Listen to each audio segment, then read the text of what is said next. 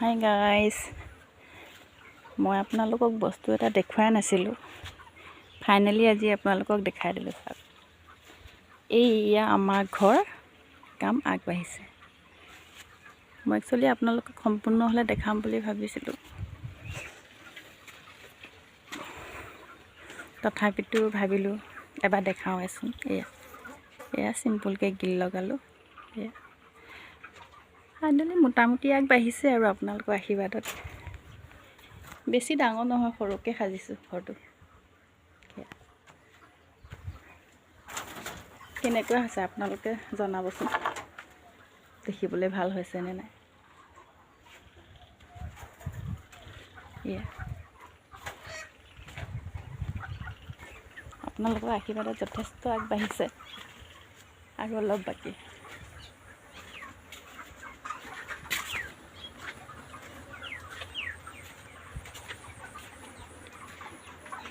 আপোনালোকক মই দেখুৱাই নাছিলোঁ। চাওক, আপোনালোকে ভাবে চাগে মই কেনেকৈ চলোঁ, কি কৰোঁ। মোৰ এখন মৰম লগা ফাৰ্ম আছে, দেখিছেনে আপোনালোকে। এয়া মই এই ফাৰ্মখনৰ ইনকামেৰে ল'ৰা আৰু মই চলোঁ।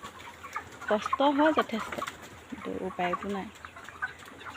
চলিবলৈ লগা হ'লেতো কষ্ট কৰিবই লাগিব। এয়া চাওক, এতিয়া বৰ্তমান 1500 পোৱালি আছে।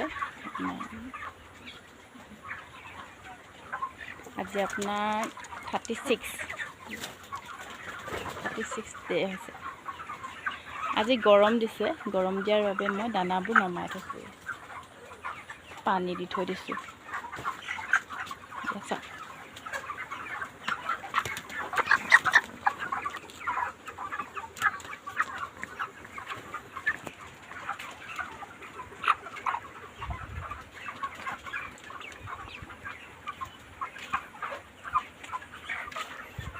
এইফালে পুখুৰী আছে। চাওক,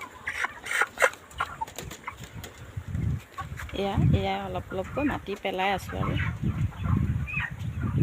এইফালে পুখুৰী। এয়া চাওকচোন, কি ধুনীয়া খেতি হৈছে, মেচিনৰ খেতি। কাটিবলৈ হোৱা নাই, কাটিবলৈ হ'ল। এইবোৰ আমাৰ পৰিৱেশ, মই আপোনালোকক দেখুৱাই নাছিলোঁ।